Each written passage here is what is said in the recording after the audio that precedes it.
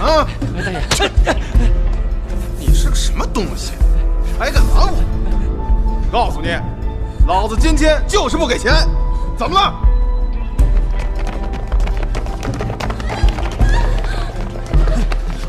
怎么着？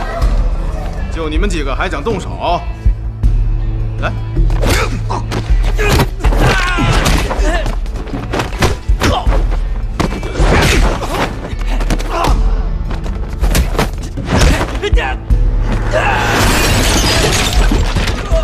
穷山恶水的破地方，真是坏了老子的兴致。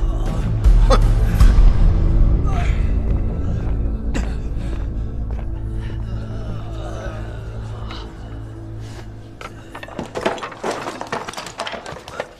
没事儿，没事儿，别扫了各位爷的兴致。老李，老李，啊，快点把地扫了。哎，抱歉了，诸位啊。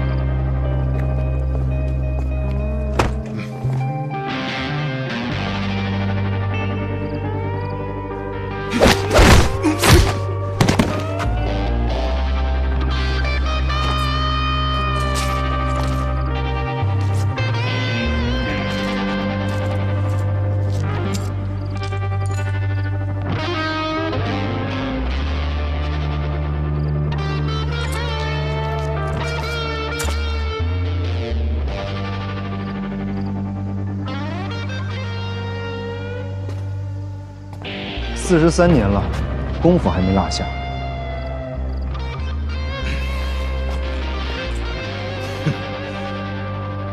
这43年你都躲在妓院里。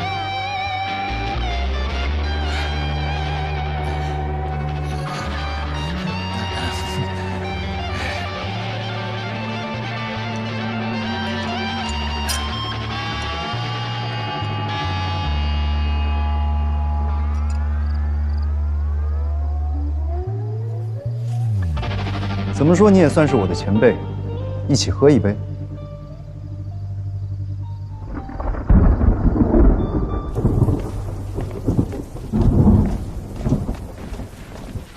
这里的菜都偏甜，吃得惯吗？都已经43年了，再不惯也惯了。就好像这虾，开始的时候我都不会剥，现在我吃完了虾，能把虾壳拼回去。这里的做法，就是将新鲜的虾直接下锅，用海水焯一下，什么佐料都不放。你要是在这里生活10年，你就会喜欢吃了。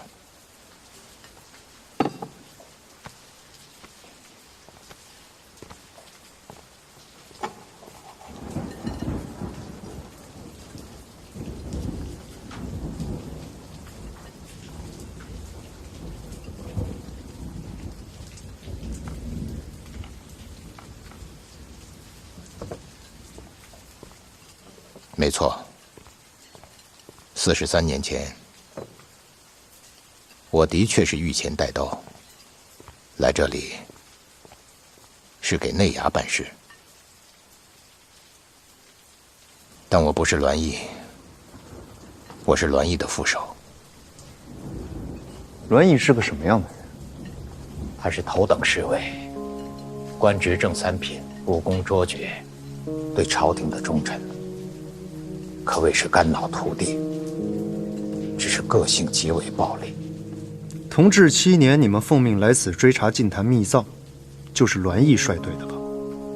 当年你们查到些什么呢？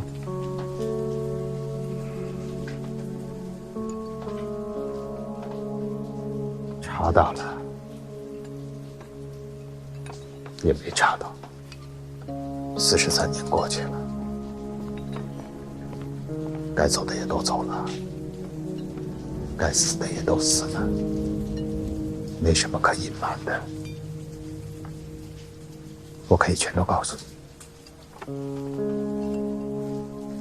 同治7年，我们出来的使命就是要寻找净坛秘藏，但是线索一点都没有。因为南少林没有了，也不知道他们的后人还在不在，就算知道，也不知道在什么地方。于是我们在那一带就展开了极为残酷的寻找。我之所以说残酷，是因为栾毅的办案手法可谓是惨绝人寰。他始终都认为，出现在福建一带的香花僧跟南少林有着不可分割的关系。香花僧曾经出现在当地人的红白喜事上，为此，栾毅的恶毒逼供举不胜举。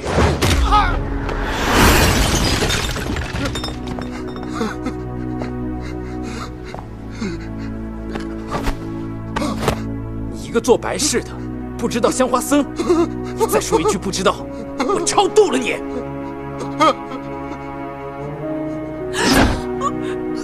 我听说你们结婚有香花僧来加持，你给我把他们找出来，不然今天我多送你几个新郎。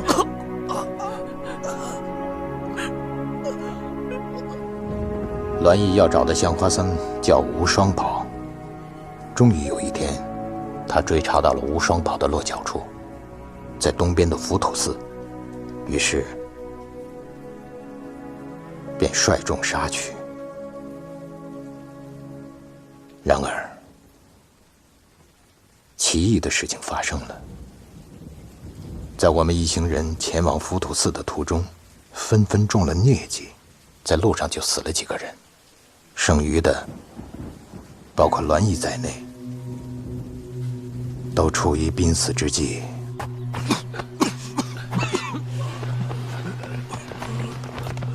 我们一行人如幽魂般的到达浮屠寺，已全无大内侍卫的勇猛样子，一个个奄奄一息。而为我们施救的，正是我们千辛万苦要追寻的香花僧。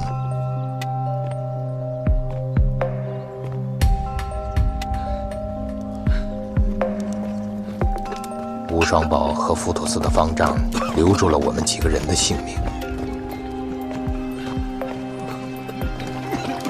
死里逃生后，大家都被感化，拜谢无双宝，并决定放弃追踪他的行为。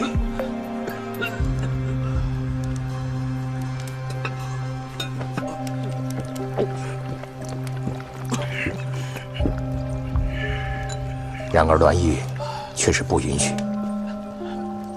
当其他侍卫拒绝执行命令时，栾毅如恶魔附身，接连对手下痛下杀手。无双宝赶到之时，已经是满地尸首，而栾毅则杀红了眼。你也要偿命！大人，那是救了我们命的人。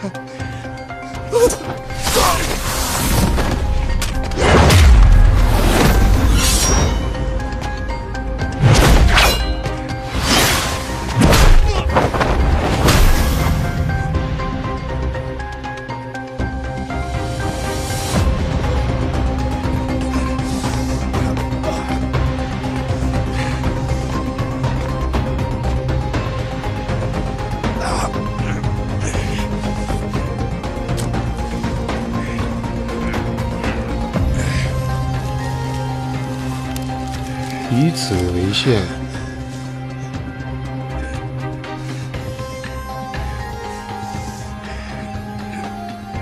你过线，我飞。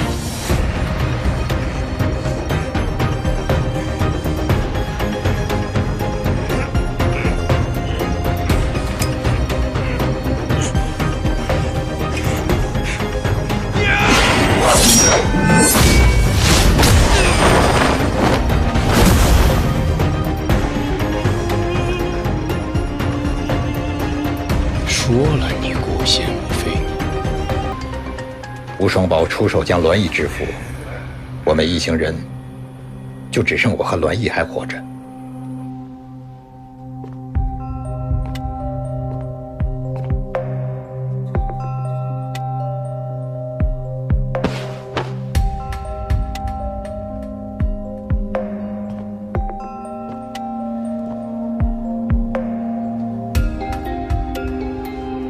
吴双宝将栾毅囚禁在寺中，我伤好之后，他放我离去。我向他跪谢2次救命之恩，并答应他从此隐退。栾毅的腰牌是你放回到客栈里去的？是，吴双宝交代，要我把腰牌放回去，是为了给那些寻找栾毅的侍卫看，还在这上面刻上了这些字。我依照吴双宝的吩咐，把腰牌放回客栈，并看到那些侍卫将腰牌取走。之后，我就想回到故乡去躲祸，可又怕连累到乡里。再后来，我干脆想去南阳算了，但是我的疟疾也没有痊愈，身上还有刀伤。后来在泉州淋了一场大雨，我就病倒了。一个人像乞丐一样流浪在街头，要不是戴帝踩到了我，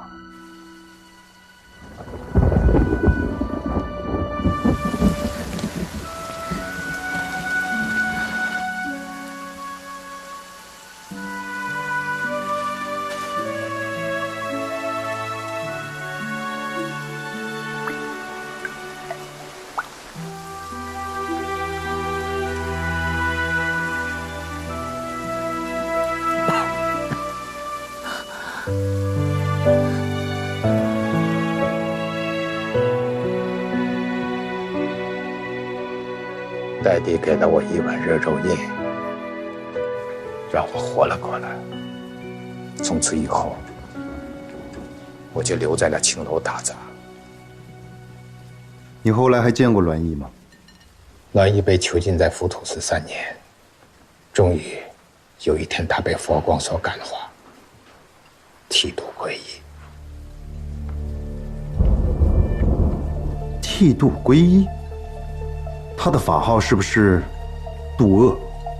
你怎么知道？你去过浮屠寺？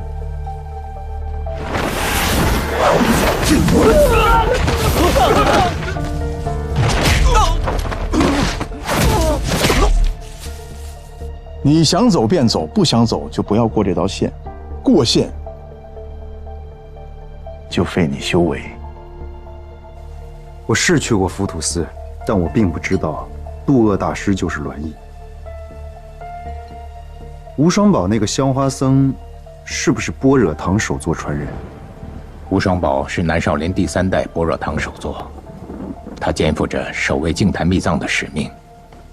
他之所以告诉我这些，是因为将栾毅制服以后，怕这个秘密难保，于是他便悄然离去。那浮屠寺那个方丈呢？浮屠寺的方丈，好多年前就圆寂了，后来的方丈我也不认识。10年前，是我最后一次去浮屠寺看望栾毅，他告诉我，以后不要再来浮屠寺了。你去找了他？我一直都不明白，吴双宝为何会刻上这样的字。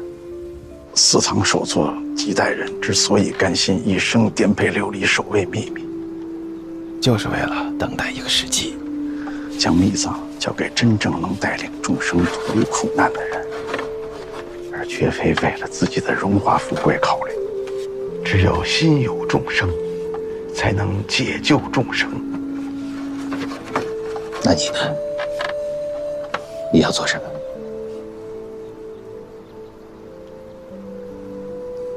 我就守在这儿，守住这道线。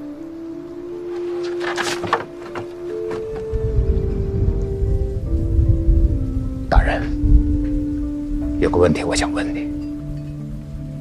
你说，我在此隐居了43年，从未暴露过，你是怎么找到我的？因为戴帝。戴帝？我也是刚刚才知道他叫戴帝，先前别人都叫他清姐。是。你之所以一生没有离开这座青楼，不就是因为这个女人吗？她都已经死了10年了，你为什么还不走？其一，这里有我幸福的回忆。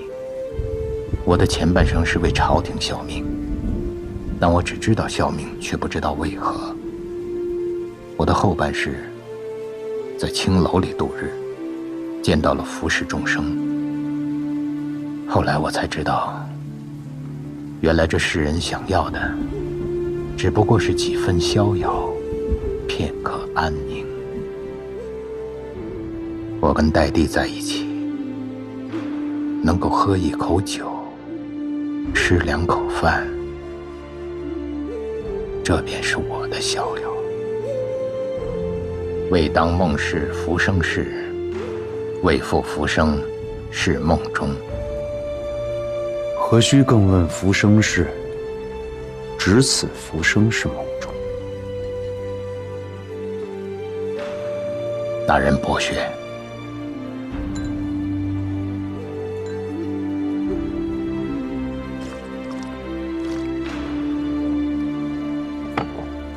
其二呢？其二，当年我为戴帝做了一条链子，算是我们2个人的定情之物吧。可是后来有一天，戴帝病了，我为了能够请郎中给戴帝治病抓药，无奈之下，只好把链子拿去当铺给当了。如今戴帝已经不在了，我这后半辈子就剩下一个心愿，就是有朝一日能够把这个链子给赎回来。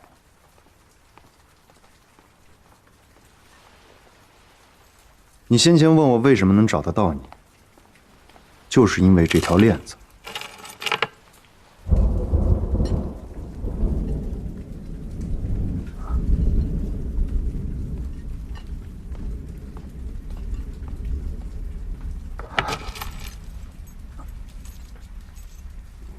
当铺开了200两，你只不过是一个妓院的杂工，要干到哪天才能赚得到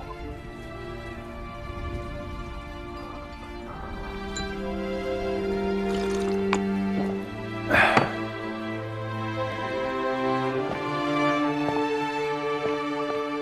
大人，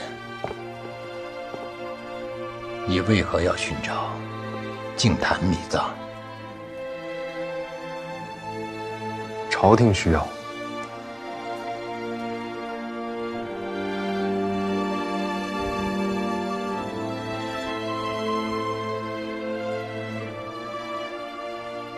但是百姓不需要。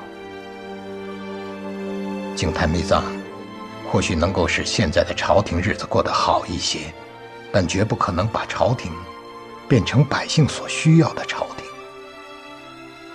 财富一定要交给能够使民众脱离苦难的人。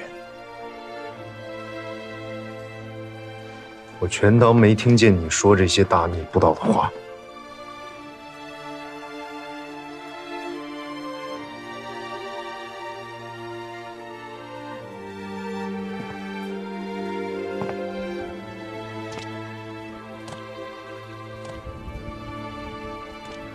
大人，你真跟我年轻的时候一模一样，坚定地执行着朝廷的任务，但心中却早已迷茫，因为现在的大清已经不值得你们年轻一代在为之付出生命了。我说了，我全当没听过你说这些话。就算你说的没错，我终究是个满人。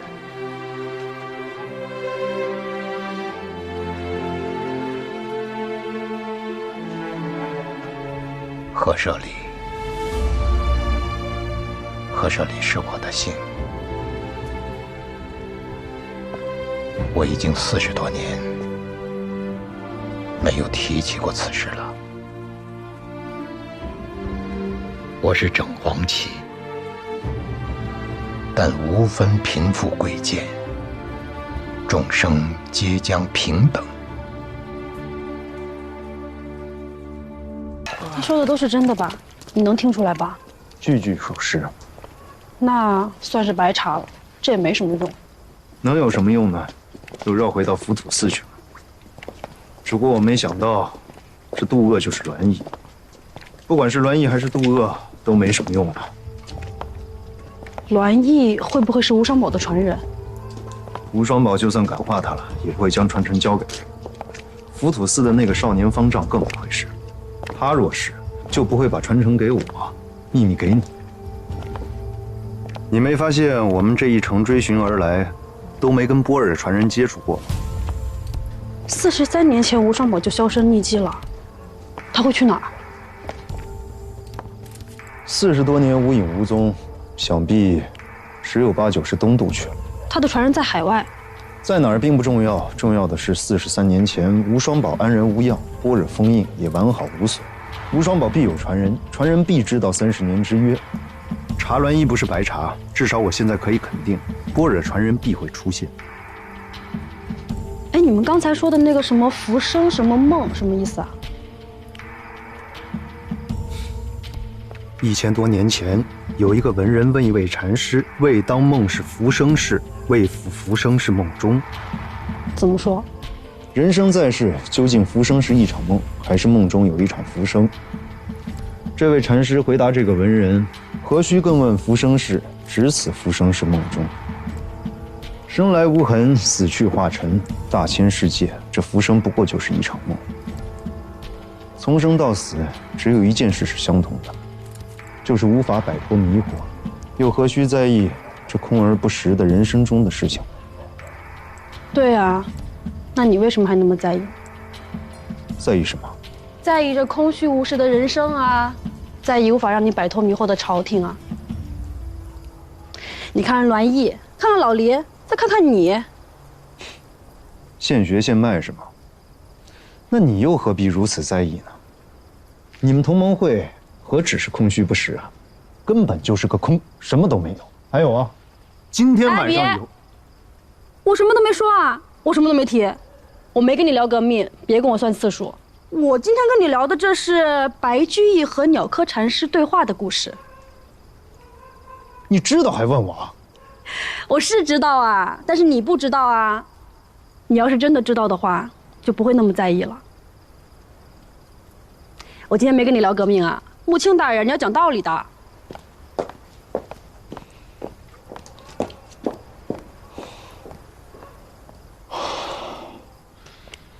我就该是个寻常的鹰犬。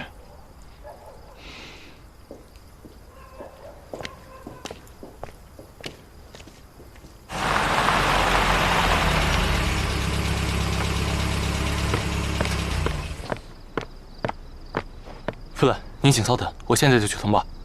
我找我夫君用通报干什么？让开！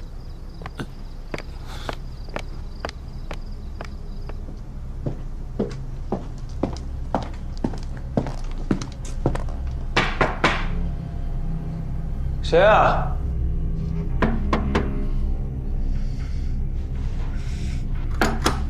问你话呢，谁啊？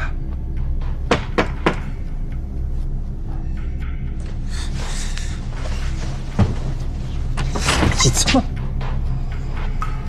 夫人，你怎么来了？怎么，我不该来还是不能来？哎呀，不是，这不是这么晚了，你来多不安全呀？不方便。没有啊。不急，我在你办公室等你。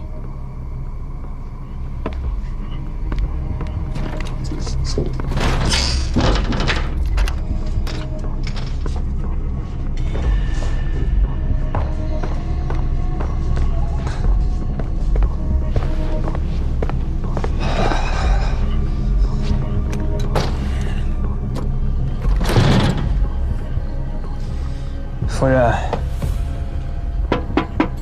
夫人，有什么话你说。你把门开开，我进来跟你说。你先说吧，我听了再看，开还是不开？哎呦，夫人，你不要生气嘛。我就是今天晚上多喝了2杯，有点不胜酒力。你说你公务多，公务忙，我还真信了。结果这才几点，你已经上床去了。你听我解释啊，我就是去小憩片刻，一会儿就要起来工作的。最近公务确实是繁忙啊。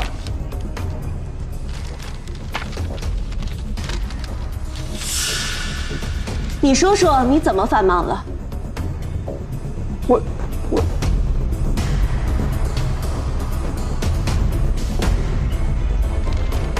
你北洋是要打仗还是要训兵？你到福建是戍边还是操练？我看你没多忙吧。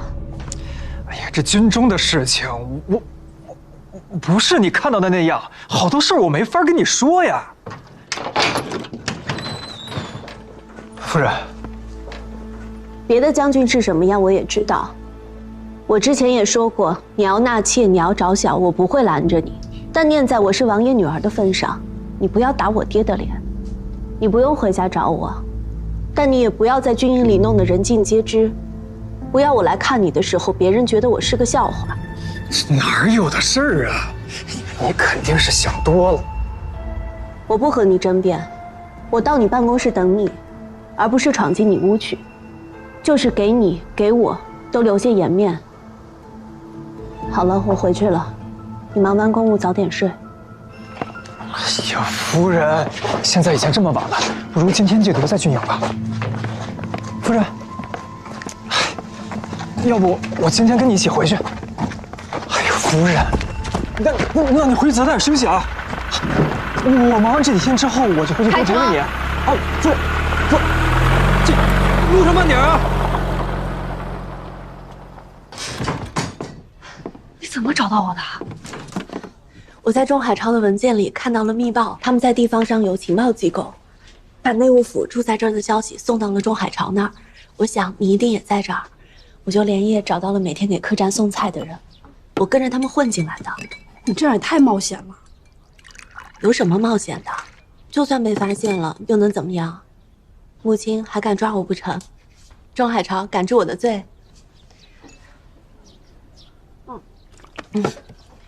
我是有消息要来告诉你的。昨天晚上我偷看了钟海潮的文件，北洋一直在监视着寻宝的事态进展。如果母亲能有关键进展，北洋一定会有非常的手段。北洋是具备和清廷翻脸的资本的，所以即便是内务府涉及到关键问题，他们也不会有所忌惮的。北洋想找到密藏，对吧？之前我不确定，现在我肯定他们是想要的。想就想吧，说不定最终大家都是想想而已。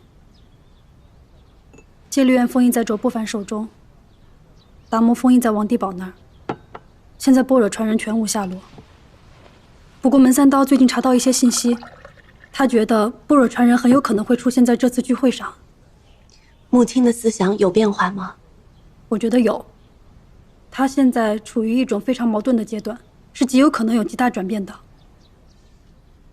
你有把握吗？你来啦，你会比我更有把握的。要去见他吗？现在我应该更多关注钟海潮那边，可能会对你们更安全。至于穆青，我相信他。莫大人之前怀疑过我们。怀疑我们什么？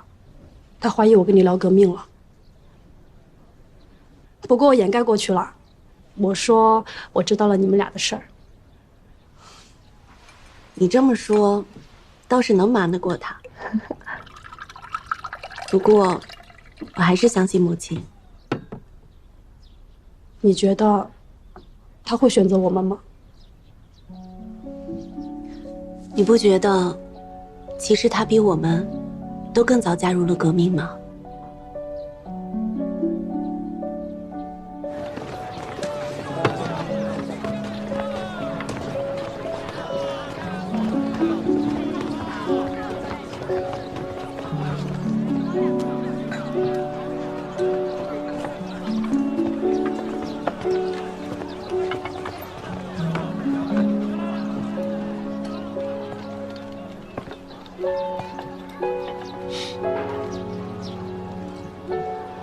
南方人的个子不高，你穿这身衣服有点小。怎么就让你给发现了呢？这么早起来还没吃饭吗？听说这家店的肉粽不错，还有牛肉羹，是当地有名的早点，尝尝。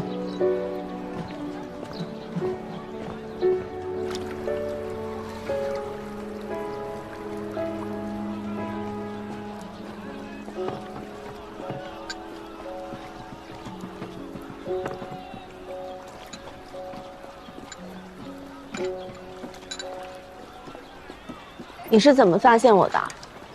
我一直在等你啊。等我？你知道我会来？是。你凭什么认为我会来？你不来找柳林，你来福建做什么？你没发现他门口我连守卫都没安排吗？就是给你留着机会。只不过我没想到你会打扮成这副模样。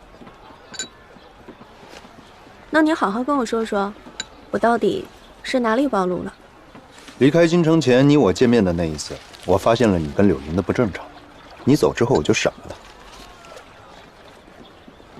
柳林编了一个几乎完美的谎言来骗我，而且他觉得他已经骗过了。都完美了，那漏洞是什么？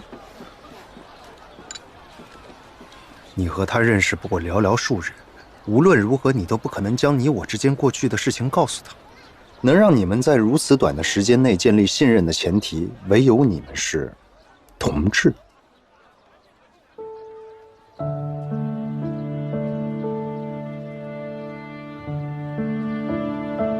起先你说过你不来福建，短短几日你便改变了主意。如果你不想来，谁能让你来呢？是你自己主动要来。你来是因为你知道了密藏的事情，你要帮柳林。你帮柳林就是要帮同盟会，同盟会是干什么的？是造反的，是革命的，是想要推翻大清的。你是王爷的女儿，北洋的夫人，推翻大清就是推翻你的家和你的家人。你能这么做，你只能也是同盟会的人。乌兰山哥哥，你是革命党。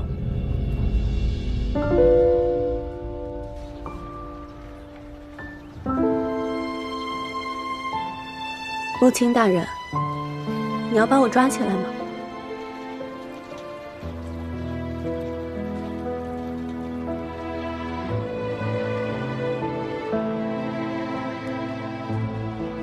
你觉得柳林能做成什么？他不过空有一腔热血，意志坚定罢了，他做不成这件事。同盟会从日本派出9个人，刚回来就被你爹安排的人给杀光了。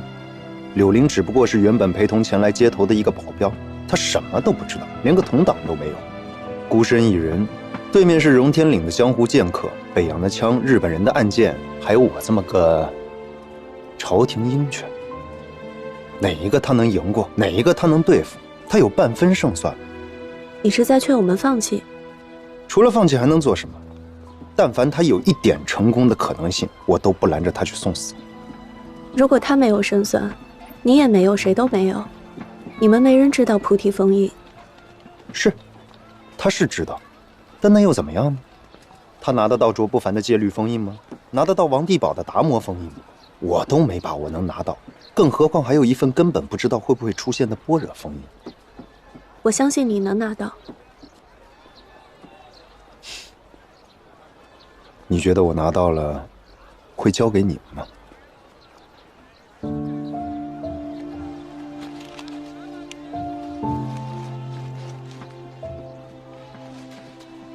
你不会吗？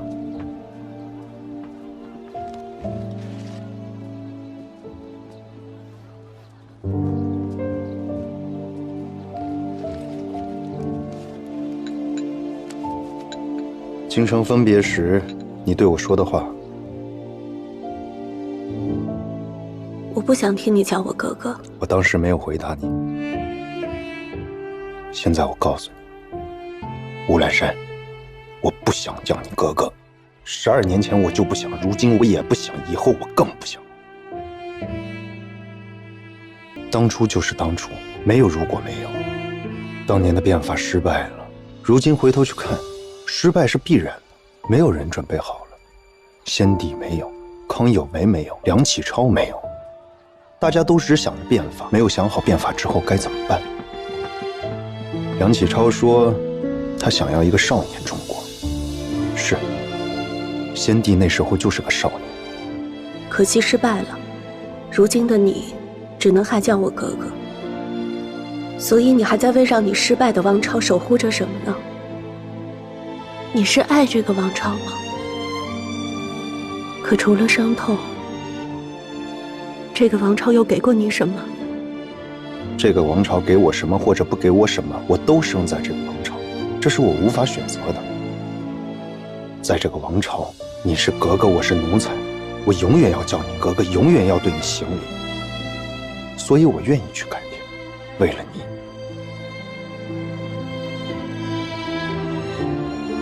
我16岁时到先帝身边，听着他们讲想要改变。我18岁时，先帝去改变了，失败了。之后的12年，我每一天都在想，为什么？这个王朝给我的就是我知道改变很难很难，连皇帝想要改变都很难，但总要去改变，有改变才有希望。你说除了伤痛，这个王朝还给过我们什么？这个王朝还给了我们希望，就是要去改变的希望。我走出大牢，我知道摄政王载沣大人正在推行立宪，我知道他在逆流中想要改变。存亲大人跟我说，找到秘藏，朝廷就有希望，那我就去找，不论多难，我都尽全力去找，因为我希望的是朝廷可以改变。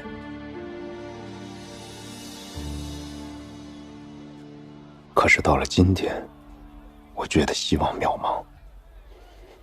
我看到不听使唤的北洋，我看到孱弱无力的租界，我看到得过且过的地方官，我看到百姓的麻木和习以为常。世人都在浑浑噩噩地睡着，没有人叫醒他们如何改变。不是没有人去叫醒他们。是，我知道有一群人正在尝试叫醒他们，一次一次失败再来，越失败越坚定。他们会死，但不怕死，一往无前，前仆后继。我以前觉得这些革命的人都是疯子，为什么会这么不把命当命？现在我想明白了，他们的死就是用来唤醒沉睡着的世人们。其实12年前，谭先生就说过了，各国变法，无不从流血而成，而今中国未闻有因变法而流血者。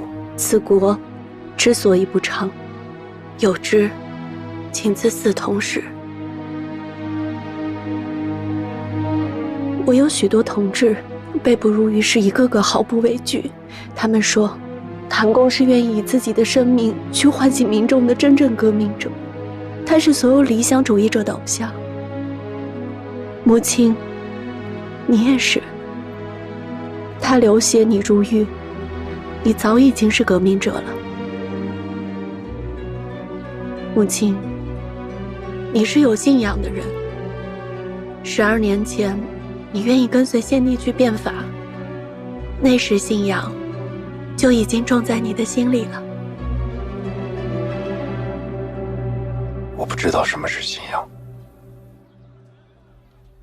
12年前，我觉得先帝很了不起，他想要改变，想要一个强大的国家，他给我希望，让我能娶你。12年后，我又成了大内侍卫，而你还是王爷的女儿。这一生我只信过2件事，一是改换天地，一是娶你为妻，都败了。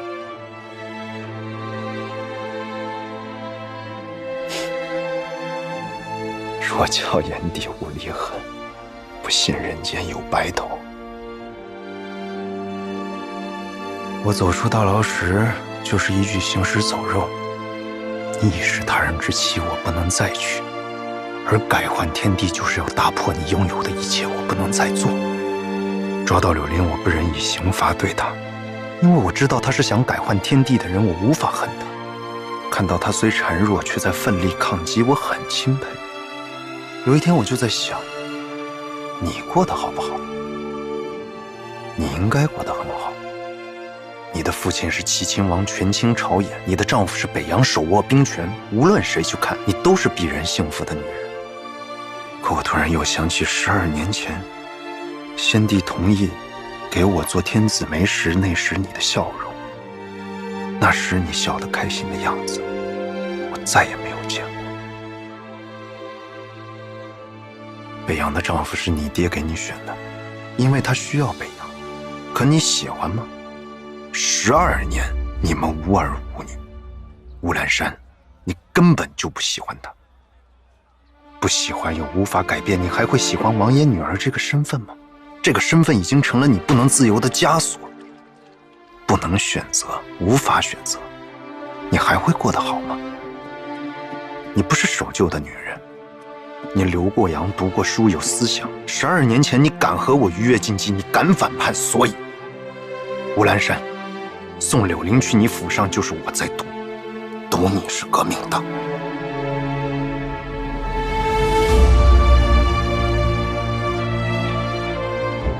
既然你是，我再无羁绊。净坛秘藏，我只要能找到，就是你们的。母亲，若我找不到，也无他人能得手。这件事情你不要告诉柳玲，她知道了反而不会隐藏。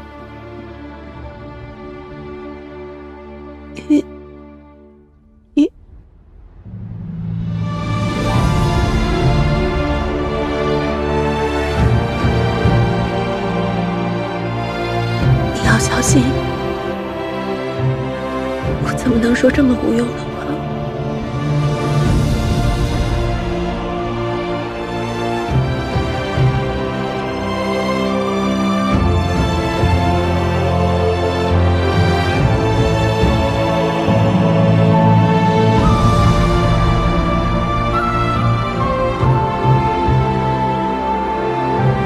我会小心，你也要小心，不要再来找我，不要再来找柳玲。这里太复杂也太危险，你根本不知道会不会有人在跟踪你。吃饱了吗？吃饱了，你该回去了。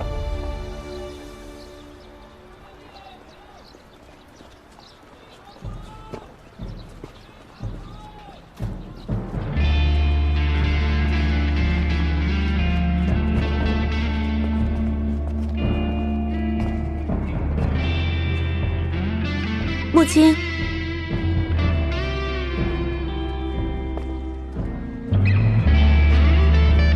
假如这次败了呢？我说了，这一生我只信过2件事，败过1次又如何？不过才12年。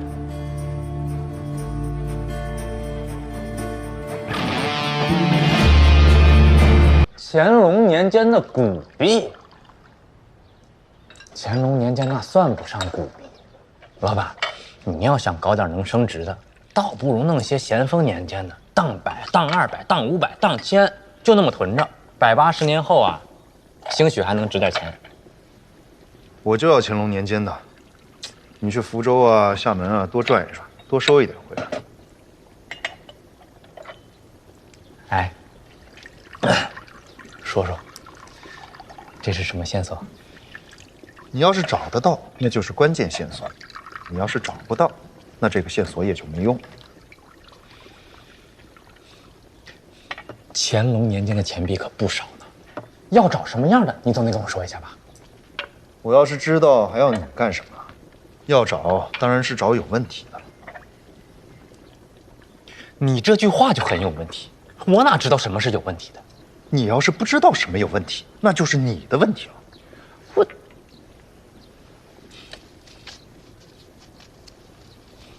行，我给你找去。好好找，别敷衍了事。哼，从来都是您敷衍我，我什么时候了事过您了？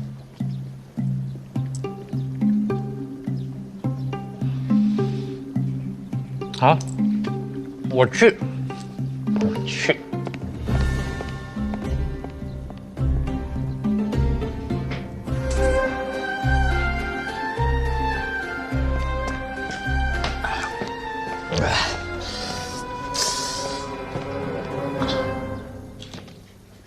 母亲大人，很好玩吗？乾隆年间的古币也不是什么线索吧？当然不是。那你让这个鳄鱼小人去查什么？你是故意让他避开这几天？这个鳄鱼小人虽然看起来可恶，但说到底并不是一个坏东西。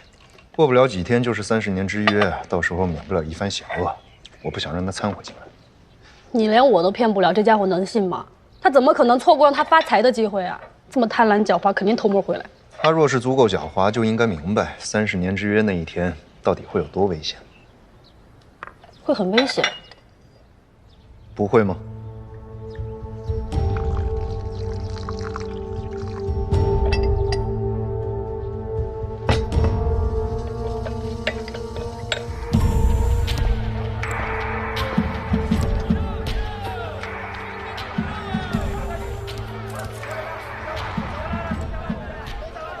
都按我说的安排好了，都准备好了，每层都有我们的房，每间房都有窗。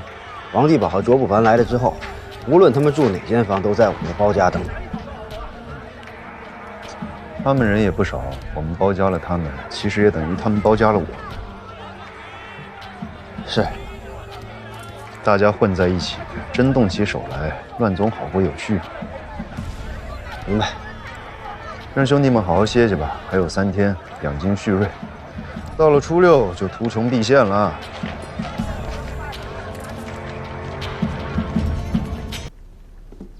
这是我们一位日本商人的别馆。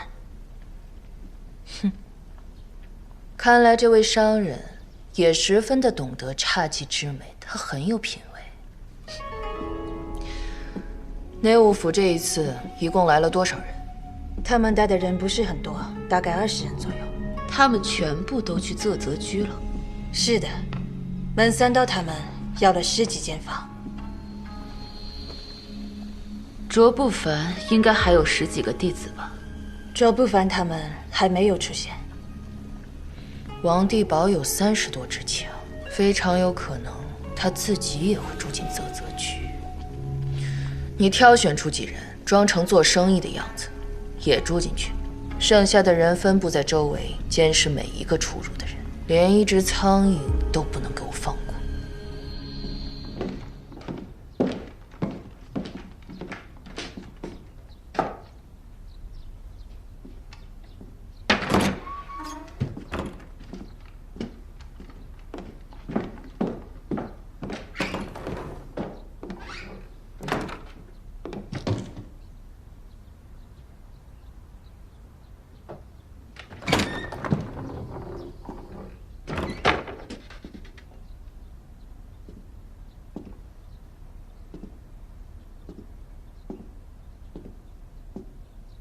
你看上去很轻松啊。其实我很紧张，但不能表现出来，只能装得很轻松。这是我们朝廷鹰犬的基本素养。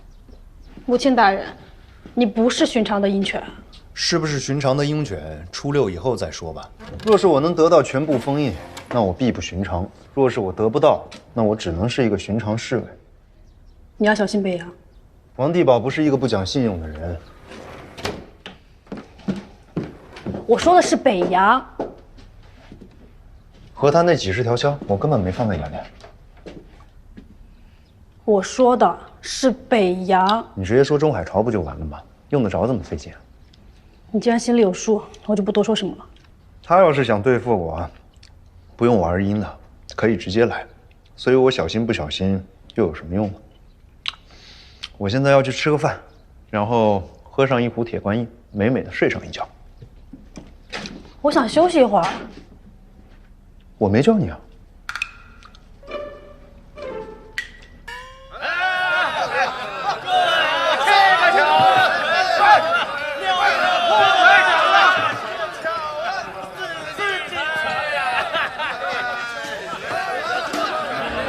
坐下来吃吧。这个牛肉羹，当地特产，好吃的。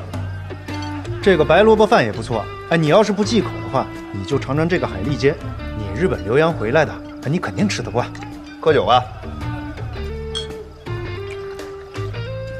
你不是说你要休息一下吗？怎么到了饭点儿带一张嘴就来了？我是说休息一会儿，我又没说不吃饭了。穆青大人，您不是身负重任吗？还这么高调的大吃大喝啊？我倒是想低调，可是所有人都知道我是来赴30年之约的，我低调给谁看啊？喝酒。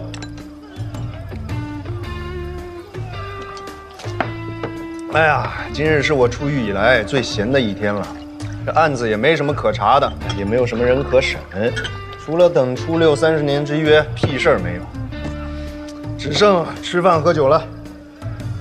是啊，今天也是我回国以来最闲的一天。闲归闲，你不要再跟我聊什么革命啊！今日只有你柳林，我穆青，这里没有同盟会，也没有内务府啊！来，酒后高歌且放狂，门前闲事莫思量。你别扫我兴啊！来，文三刀，我天天说我都说累了，你就是个食古不化的朝廷鹰犬。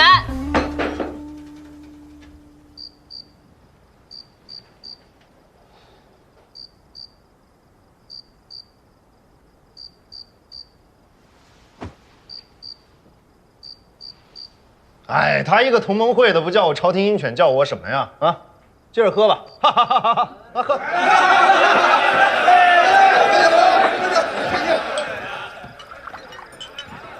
我祝你为你的革命早日卧薪尝胆，备尝辛苦。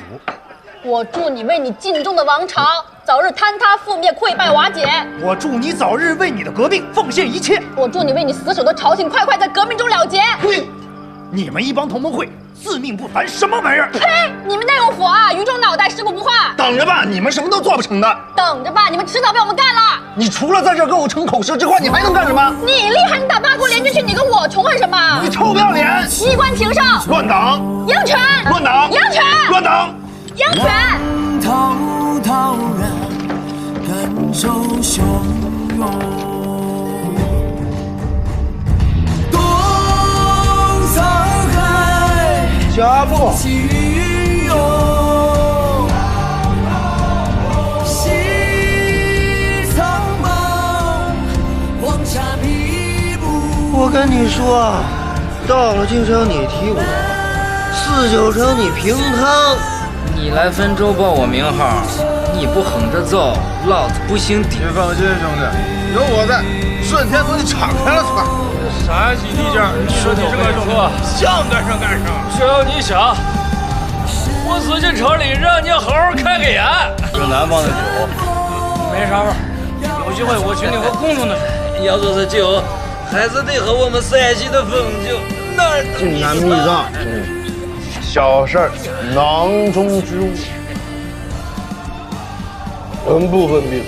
你是我唯一的兄弟。你到了大姑，你说是我兄弟，你爱干嘛干嘛。到顺天府带上弟妹啊！紫禁城里放风筝随便放。你去我大姑，我让县太爷给你烧菜陪你喝酒，喝好。格局小了。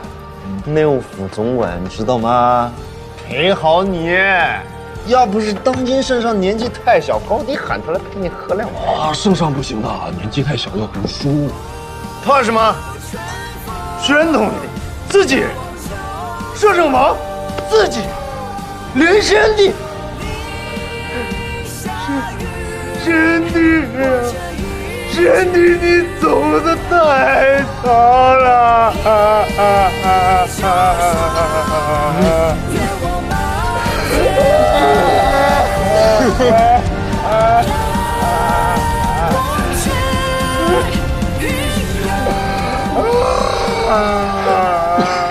这门三刀怎么会如此不按常理出牌？我觉得他就是喝多了。不可能，他是内务府的侍卫，不是寻常的人，怎么会这么率性而为？我也觉得不可能，可事实就是如此。我想，若是卓不凡今晚到了，怕是也会被他拉着一起喝酒。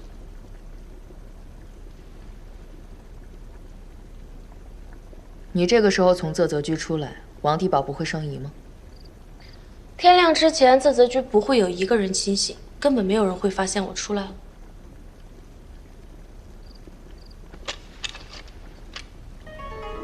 这把枪你拿着，必要时用。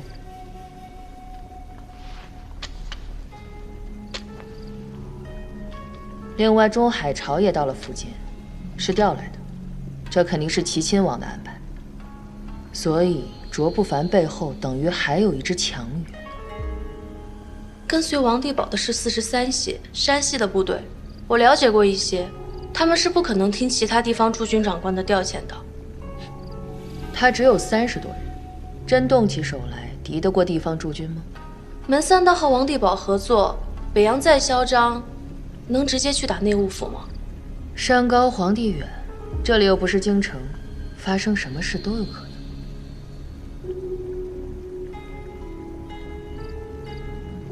那您的计划是？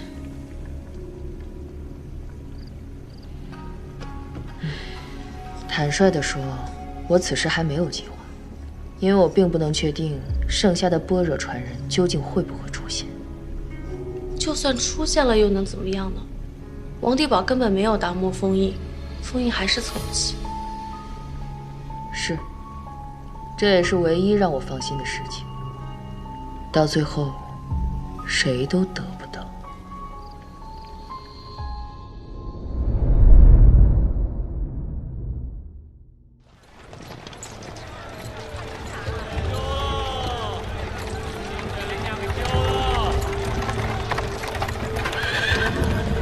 掌门，咱们到了。就这儿。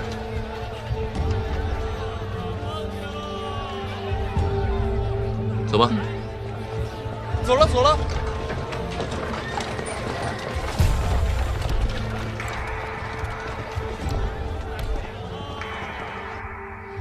王强，这是这几天的房钱和饭钱，去给掌柜的送去。好。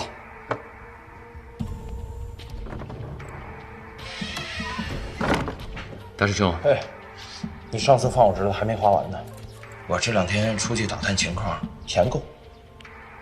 也好。师娘，毒虫有影响吗？多少有一些影响，毒虫的嗅觉很容易受到干扰。怎么了？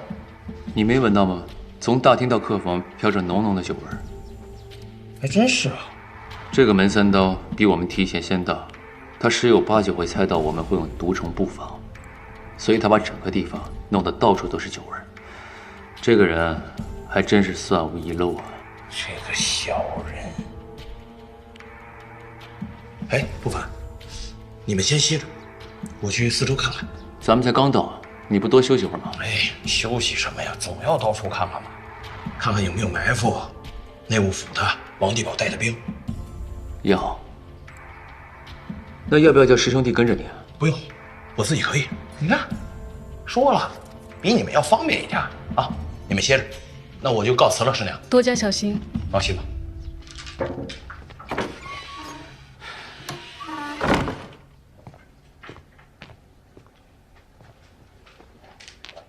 不凡，你的伤差不多痊愈了吧？已经痊愈了。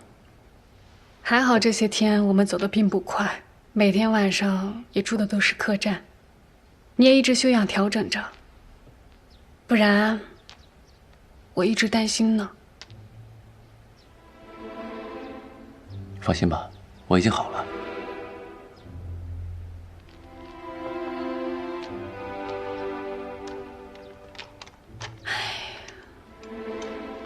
这件前2天刚缠过的。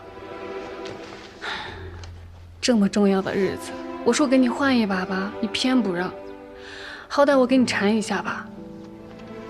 后天，说不准是场恶战呢。后天多半打不起来。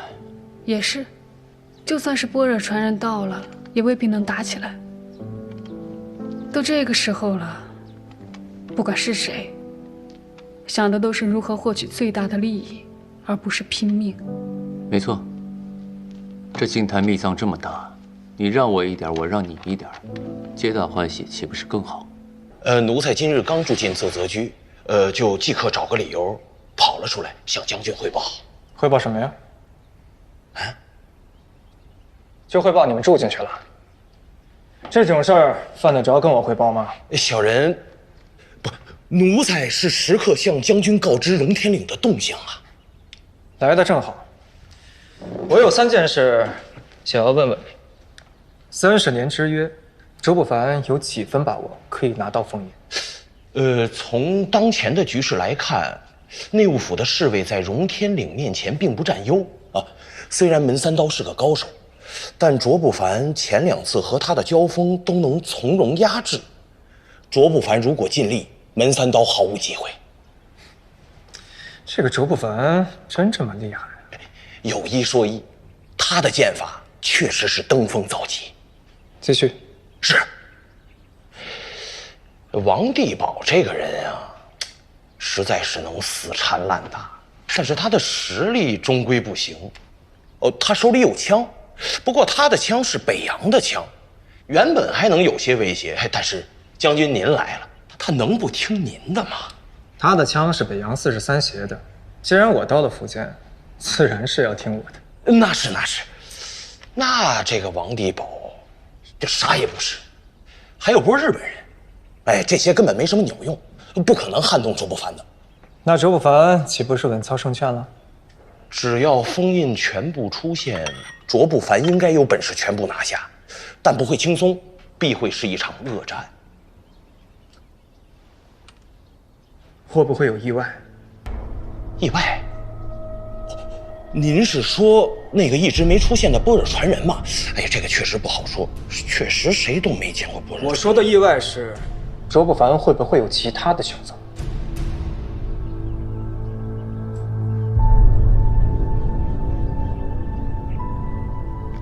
回将军，我早就想过这件事。会。这卓不凡的胃口很大吗？恰恰相反，就是因为卓不凡胃口太小了，才会出意外。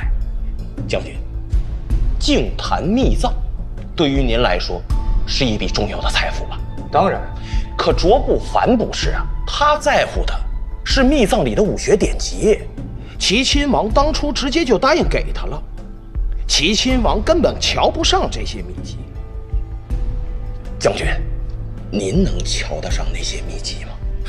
我有枪，秘籍能挡得住枪吗？是啊，所以说呀，卓不凡他要的太少了。那些秘籍，王爷能给，您能给，那内务府也不可能舍不得不给吧？真要是这样，那他真能临阵变卦，换个人合作的。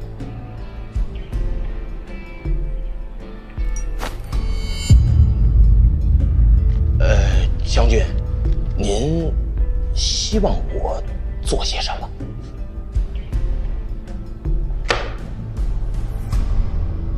你先出去吧，我跟钟将军有几句话要说。是，那将军，我先出去候着。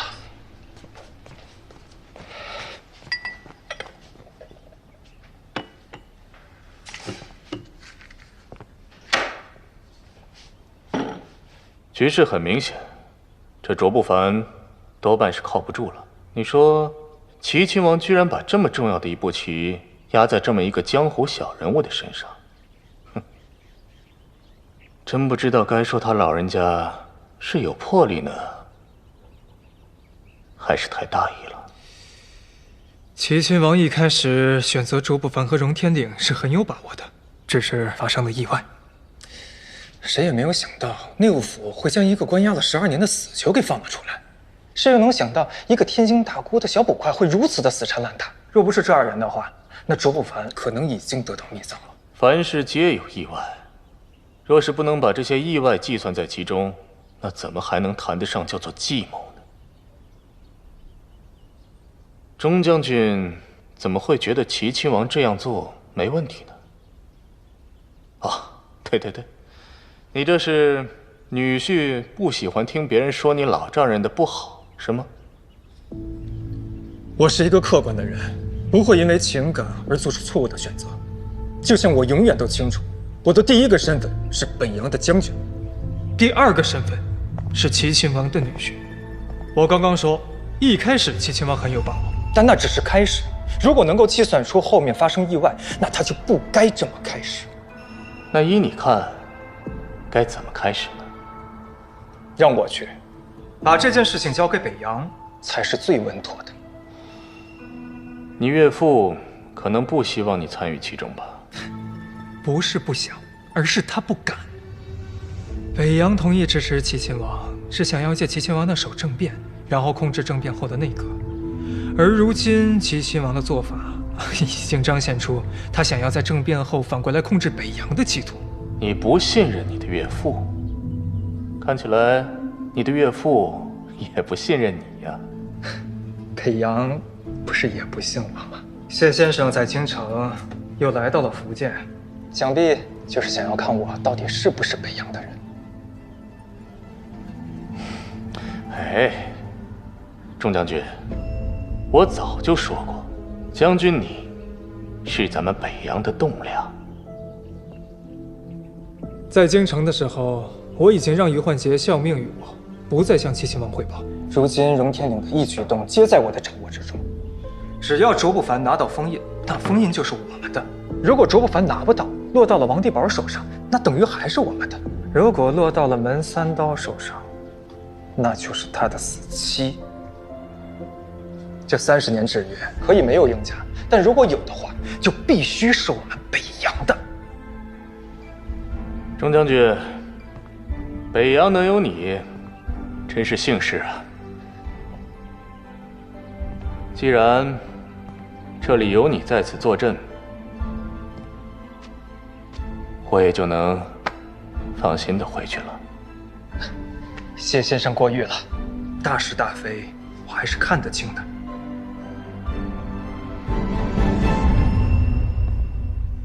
叫于焕杰进来，我有事要交代。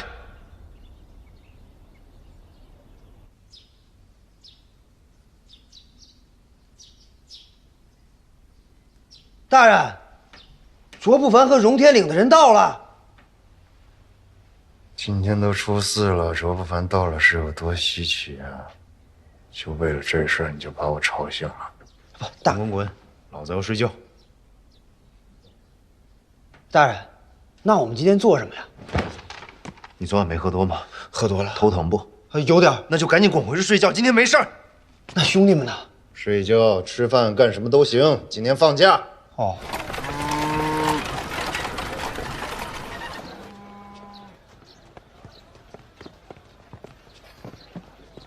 他们这是还没醒呢。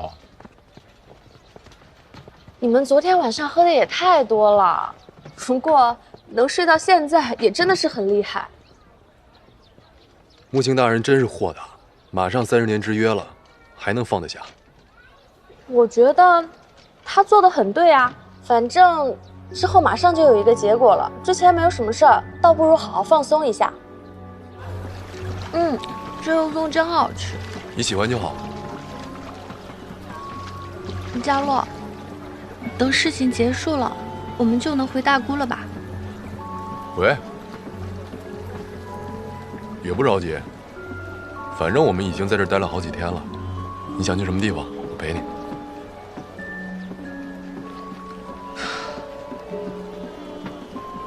我现在已经没有家人了，你就是我唯一的家人。你去哪里我都跟着你。你想去走走看看也好，想回大姑也好，我都乐意。事情终于要结束了，结束了就好。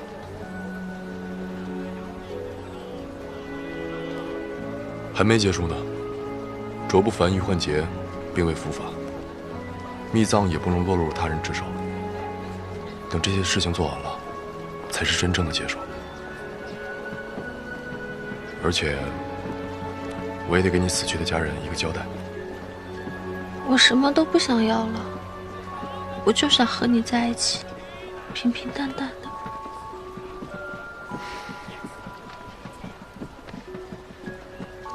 会的，我也想跟你一直在一起。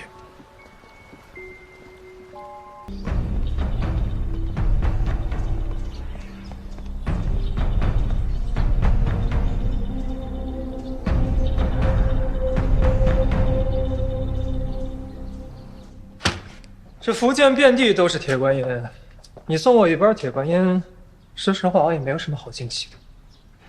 行了，寒暄完了，说正事。钟将军希望谁得到密藏？什么意思？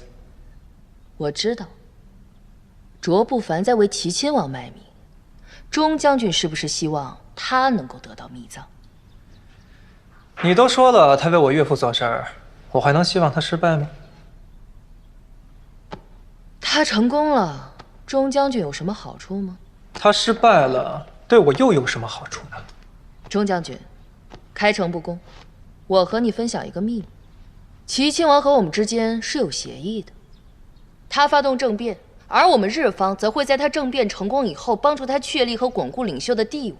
作为交易，我们将会获得东北的交通、商贸和开采权。这个交易未免也太大了吧？哼，和异国相比，一地终归还是小的，但唯有借助我们日本的力量，他才有可能做到牵制北洋。钟将军，你应该不知道我们和齐亲王之间的这个协议吧？毕竟您是北洋的将领。我不觉得你们有能力牵制北洋。您很自信，也很自负，但是您不够自省。我们日方和北洋孰强孰弱，这个根本不需要争辩。说说你真正想说的吧，别这么绕来绕去的。我真正想说的是，卓不凡得不到密藏，或者说是卓不凡不会把密藏交给你，交给齐亲王。王地宝和门三刀已经合作了，齐亲王能给卓不凡的，他们照样能给。如果我是卓不凡，我会选择跟他们交易。你忘了王地宝的枪是北洋的吗？福建驻军可以号令北洋43协吗？你指挥不了他们的。那就让内务府拿了，反正也还是我们朝廷的。钟将军，您真的这么想吗？据我所知，这笔钱数目很大，甚至可以让皇室起死回生，这是北洋希望的吗？让你们拿到，更不是我们希望的。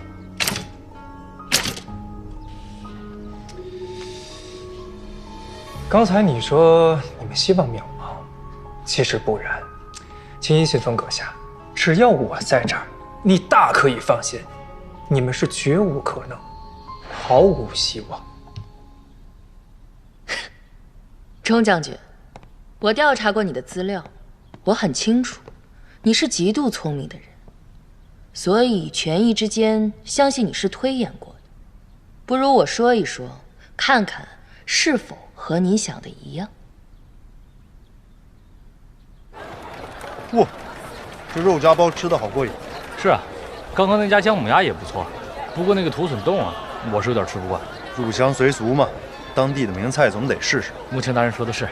拐过来这个弯儿就是啧啧居了。封住这条路，基本上就是封住咱们所有的出入口。这家客栈，日本人到时候会住进去，他们不敢明目张胆地进啧啧居。那我们要不要？不用，青衣信封不足挂齿。不足挂齿，那他们跑来泉州做什么？可能闲着也是闲着呗。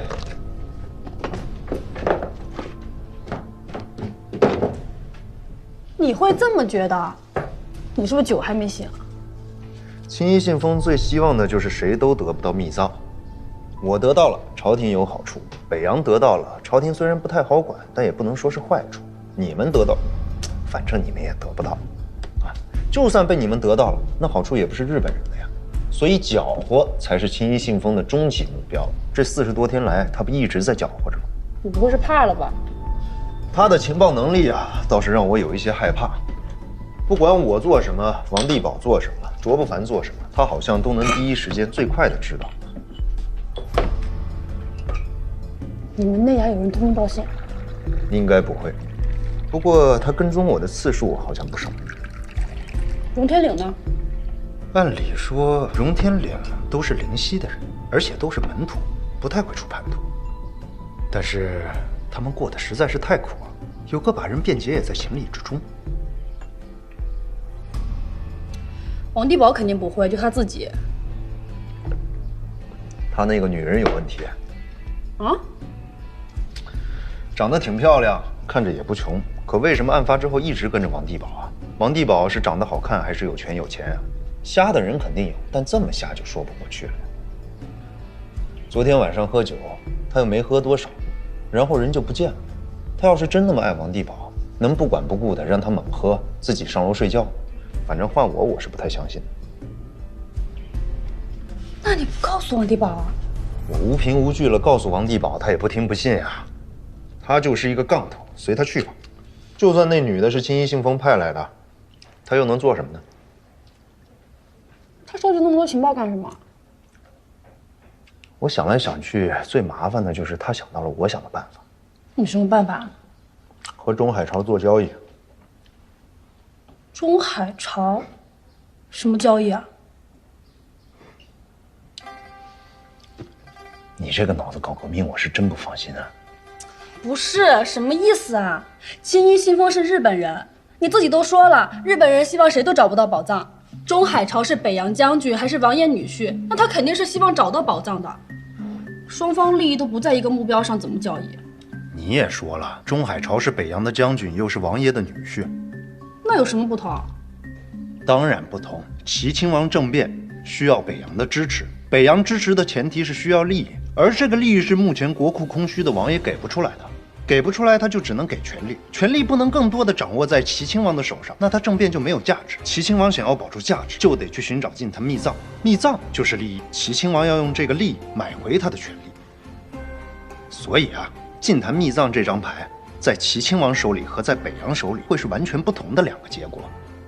你要是钟海潮，你会计算不出来这期间的利弊吗？算不出来。我看出来了。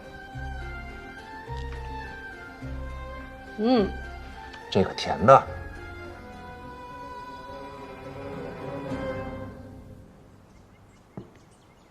净坛密藏是一张决定成败的牌。我说过，我希望谁都得不到。如果一定要有人得到，那么北洋得到要好过内务府和齐亲王。为什么这么说？因为北洋的势力太多了，那么多大帅聚在一起，听谁的呢？搞不好会因为分密藏打起来。你们乱，肯定对我们才有好处。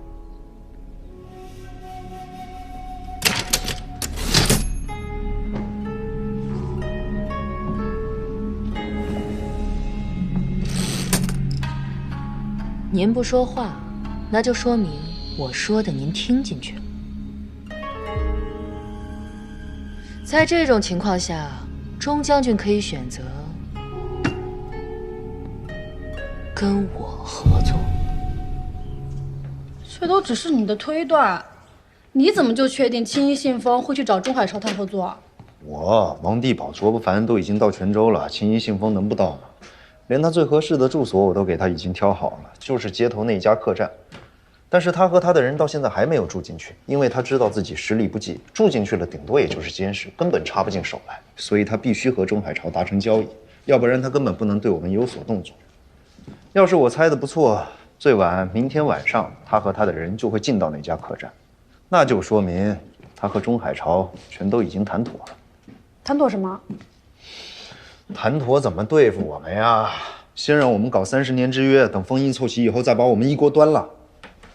这件事情钟海潮不适合出面做，青衣信封出面最合适。那你还说青衣信封不足挂齿？哎，青衣信封是不足啊，但背后加上一个钟海潮就足了。钟海潮手里有的可是枪。要是你预判的没错，那你不是死定了？是啊，幸好我预判到了，要不然真的会死。色泽区里有内务府、43协，我断然不能直接出现。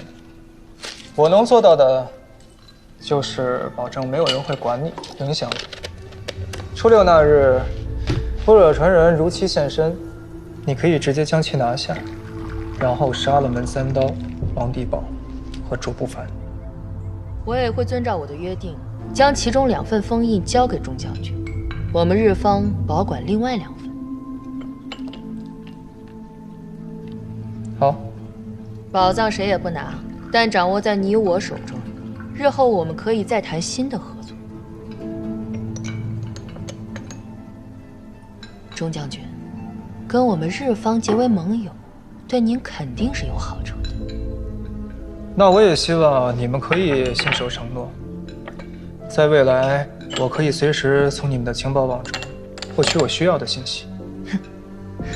我的情报网在整个东亚是最强的，若是在战时，其价值可不比密藏要小。